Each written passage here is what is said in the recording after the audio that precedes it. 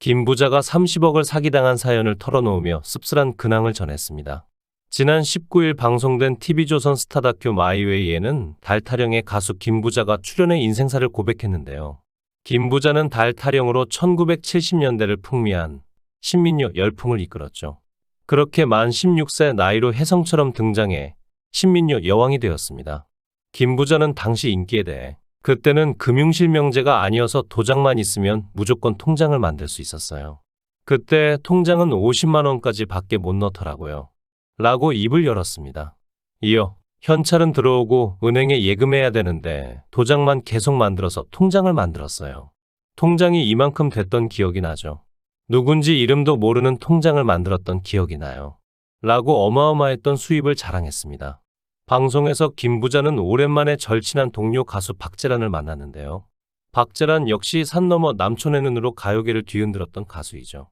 이어 가수 이수까지 오며 자리를 채웠습니다. 김 부자는 박재란과의 인연에 대해서도 한마디 했죠. 김 부자는 재라 너니는 못 잊어요.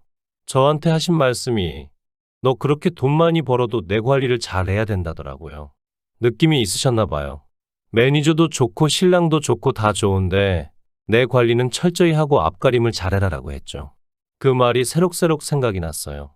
그때는 무슨 말인지 모르고 왜 그런 말을 하지 했는데 그게 세월이 가면서 알게 되더라고요. 라고 회상했습니다. 박재란은 그런 순진한 후배 김 부자를 안타까워했죠. 박재란은 그 사람 말을 100% 옳다고 믿고 받아들여요. 그러니까 사기를 당하는 거죠. 빚쟁이들이 오면 다 물어줘요. 상대방 말을 들으면 그럴 수밖에 없었다고 얘기하잖아요. 그러니까 우리가 다 내놓을 수밖에 있지 않나요? 라고 토로했습니다. 사람을 믿은 죄로 하루아침에 30억을 사기당하기도 했던 김 부자. 그녀는 잊고 싶은 일들이 있더라고요. 다시는 꺼내고 싶지 않죠. 그런 얘기를 물어보면 대답하네요. 꺼내고 싶지 않죠. 라고 밝혔습니다.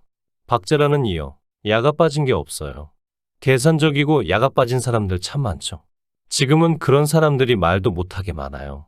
우리 후배들한테 얘기하고 싶은 건 건강이 재산이에요. 라고 조언했습니다.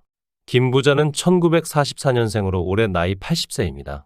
그녀는 원래 황해도 출신인데 가족들과 함께 내려오게 된 것이죠. 이에 대해 김 부자는 고향은 황해도 웅진인데 1.45태 당시에 내려와서 강화도에 정착을 했어요. 그래서 강화가 저희 제2의 고향이 되었죠. 라고 밝혔습니다. 이후 김 부자는 가수의 꿈을 키우게 되는데 하지만 경찰관이었던 아버지의 반대가 굉장히 심했죠. 김 부자는 아버지 직업이 경찰관이셨는데 당시에 반대가 심하셨어요. 제가 연예계에 나가면 딸 하나가 잘못되는 줄로만 아셨죠. 게다가 안동 김씨 가문에서 딴 딸아가 웬 말이냐면서 부모님께서 결사반대를 하셨어요. 라고 당시를 회상했습니다.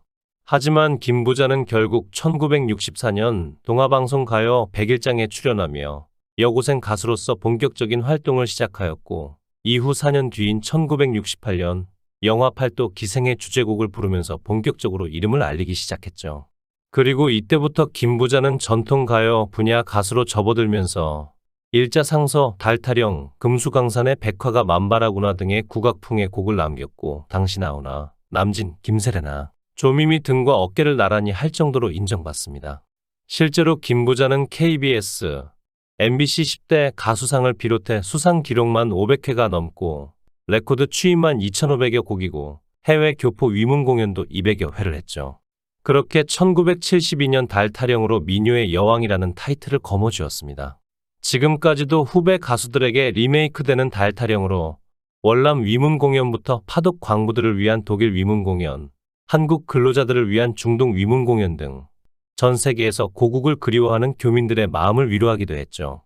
특히 그녀는 1997년 YMCA 총재 감사패, 1996년 연예협회장 최다 봉사 공로패 등을 수상한 바 있습니다.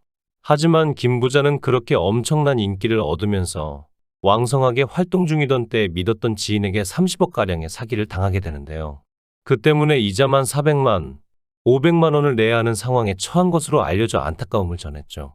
이에 김 부자는 가수로서의 인기 및 자신의 인생을 다시 돌아보게 되었고 이로 인해 가수 활동이 점차 줄어들었지만 이후 어렵사리 힘든 시기를 이겨낸 김 부자는 자기관리 일환으로 건강관리에 철저한 주의를 쏟고 있는 것으로 알려졌습니다. 또한 그녀는 지금도 가수로서 드문드문 활동을 이어나가고 있죠. 2014년에는 45주년 기념 앨범 사는 날까지를 발표하며 가수로서 건재한 모습을 대중들에게 선보였습니다. 김 부자는 새로운 음반에는 지금까지 여러 노래들을 많이 불렀으니 이제는 조금 더 재밌고 사람들을 즐겁게 해주는 노래를 싣고 싶어요.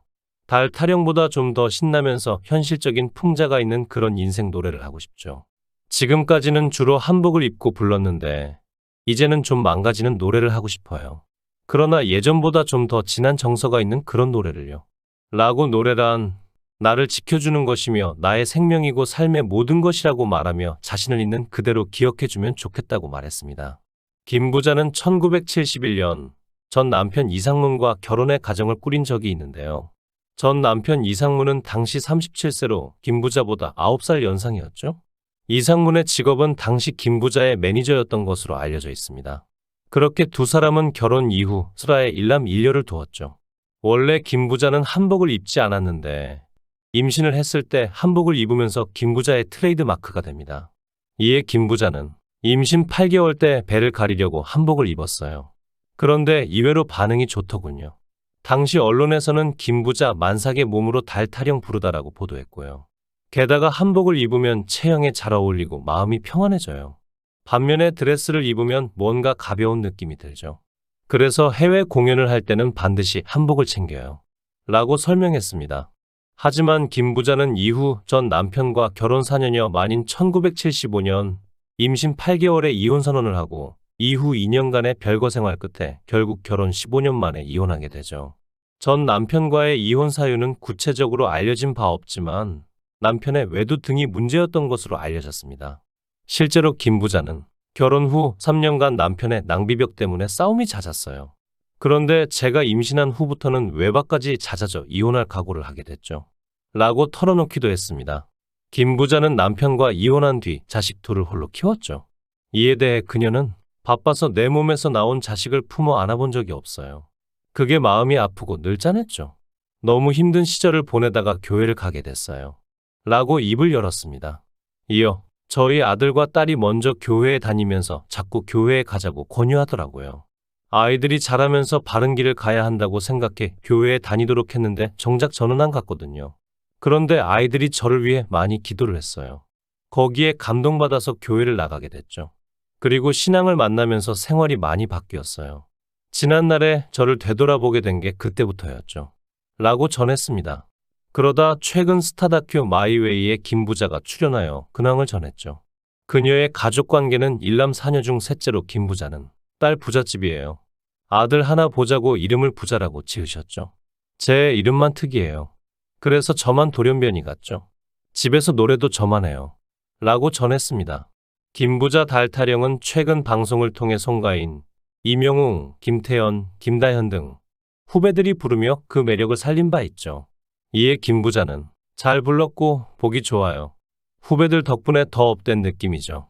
박수, 응원, 찬사를 보내요. 라고 고마움을 드러냈습니다. 이어 김 부자는 월남 위문 공연에 갔었어요. 배삼룡, 나훈아도 함께했죠. 군용 비행기를 탔는데 귀에 고막이 나가는 고통을 느꼈어요. 한국에서 떠나기 전에 군대식으로 각서를 쓰고 갔죠. 월남 가서 전사해도 좋다는 각서였어요. 라고 당시를 전했습니다. 월남 위문 공연 때문에 베트남에 간 김 부자는 이상한 게 공연을 한참 할 때 숙소에서 속옷이 자꾸 없어졌어요. 그래서 단장님에게 말을 했더니 여자 속옷이 있으면 총알을 막아준다는 말이 있어서 그런 것 같다라고 이해 좀 해주라고 하시더라고요. 그 이후 일부러 속옷을 더 많이 챙겨갔어요. 라고 황당한 일화를 전하기도 했습니다. 모쪼록 앞으로도 진한 정서의 곡 많이 들려주시길 바랍니다. 시청해 주셔서 감사합니다. 구독, 좋아요, 알림 설정 부탁드리겠습니다. 좋은 하루 보내세요.